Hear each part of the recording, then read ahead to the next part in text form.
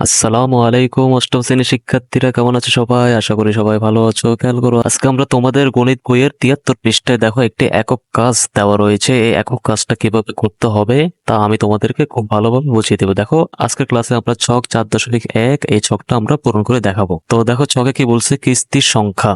তো এখানে দেখো কিস্তির সংখ্যা দিয়েছে ০, ১, ২, ৩, ৪, ৫, ৬, ৭, ৮, ৯ এরকম করে কিস্তির সংখ্যা দিয়েছে। ১২টি কিস্তির সংখ্যা দিয়েছে। পরিমাণ টাকা, তারপর এখানে দিয়েছে প্রারম্ভিক জমা টাকা, তারপর এখানে দিয়েছে কি ক্রমসঞ্চিত মোট জমা টাকা। তো দেখো শিক্ষার্থীরা, এই যে ০ কিস্তির সংখ্যা, তোমরা আগের ক্লাসে দেখছিল শান্তা যখন ব্যাংকে অ্যাকাউন্ট খুলতে গিয়েছিল, শান্তাকে প্রারম্ভিক ভাবে ১০০ টাকা ব্যাংকে জমা রাখতে হয়েছিল। এই ১০০ টাকা হচ্ছে কি প্রারম্ভিক জমা। তো ১০০ টাকা সে যখন ব্যাংকে জমা রাখছে, তখন তার ব্যাংকে কত টাকা আছে বলতো? ১০০ টাকা আছে। এখন দেখো শিক্ষার্থীরা, প্রথম কিস্তি সংখ্যা মানে প্রথম মাসে শান্তা তো ২০০ টাকা করে জমা রাখবে বলছিল, তাই না? তো দেখো শান্তা এখন ২০০ টাকা জমা রাখবে।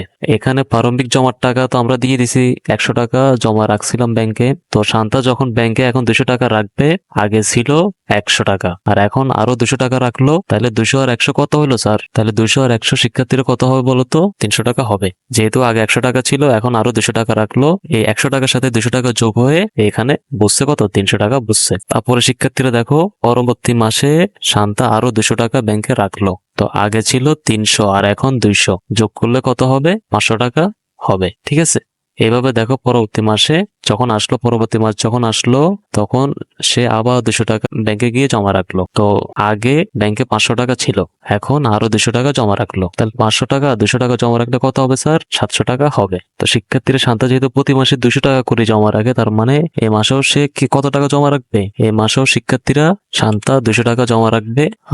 গত মাসে তার জমা ছিল ব্যাংকে ৭০০ টাকা। গত মাসে ব্যাংকে ৭০০ টাকা জমা ছিল, এখন আরো ২০০ টাকা রাখলো, তাই হলে ওর এই মাসে জমা মোট জমা হবে কত? ৯০০ টাকা হবে। পরবর্তী মাসে সে আবার ২০০ টাকা রাখবে ব্যাংকে, তাহলে তার মোট জমা হবে কত টাকা বলতো? ৯০০ আর ২০০ যোগ করলে ১১০০ টাকা জমা হবে। পরবর্তী মাসে সে আবার ২০০ টাকা জমা রাখবে, তাহলে ১১০০ টাকা আর ২০০ টাকা ১১০০ টাকা আর ২০০ টাকা যোগ করলে কত হবে? ১৩০০ টাকা। আবার পরবর্তী মাস আসবে, সে ২০০ টাকা জমা রাখবে, এই ১৩০০ টাকা আর ২০০ টাকা যোগ করলে এখানে কত হবে? ১৫০০ টাকা হবে। পরবর্তী মাসে সে আবার ২০০ টাকা জমা রাখবে, পরবর্তী মাসে সে ২০০ টাকা জমা রাখলে তার মোট টাকার পরিমাণ কত হবে? ১৭০০ টাকা হবে। পরবর্তী মাস যখন আসবে, সে ২০০ টাকা জমা রাখবে, তার ওই মাসে জমার পরিমাণ কত হবে? মোট হবে ১৭০০ টাকা, ২০০ টাকা যোগ করলে হবে ১৯০০ টাকা। সে পরবর্তী মাসে আবার ২০০ টাকা জমা রাখবে। তো ২০০ টাকা জমা রাখলে তার আগে ছিল ১৯০০ টাকা, এখন রাখছে আরো ২০০ টাকা, তাহলে হবে ২১০০ টাকা। পরবর্তী মাসে সে আবার ২০০ টাকা জমা রাখবে।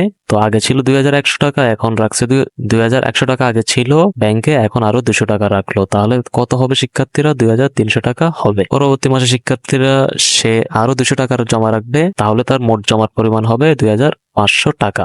আশা করি শিক্ষার্থীরা তোমরা বুঝতে পেরেছো কিভাবে এই ছকটি তোমরা পূরণ করবা। তো শিক্ষার্থীরা, তোমরা খুব সহজে বুঝতে পেরেছো এই ছকটি কিভাবে পূরণ করতে হবে। পরবর্তী ভিডিও ক্লাসে শিক্ষার্থীরা আমরা ৭৪ পৃষ্ঠা নিয়ে হাজির হব। ৭৪ পৃষ্ঠায় দেখো একটি ছক দেওয়া রয়েছে, এই ছকটি আমি তোমাদের সুবিধার্থে পূরণ করে দিব। পরবর্তী ভিডিও ক্লাসটি পাওয়ার জন্য তোমরা ভিডিওর নিচে যে সাবস্ক্রাইব লেখা রয়েছে, ওই সাবস্ক্রাইব লেখার উপরে ক্লিক করে রাখো, যাতে পরবর্তী ভিডিও ক্লাসটি আপলোড দেওয়ার সাথে সাথে তোমরা মোবাইলে ভিডিও ক্লাসটি পেয়ে যাও। তোমরা এরকম অঙ্ক ক্লাসগুলো তোমাদের সহপাঠীদের সাথে শেয়ার করে দিতে পারো, যাতে তোমাদের সহপাঠীরাও খুব সহজে অঙ্ক কিভাবে করতে হয় তা বুঝতে পারে। সবাই ভালো থাকবা, সুস্থ থাকবা। এতক্ষণ সাথে থাকার জন্য সবাইকে ধন্যবাদ।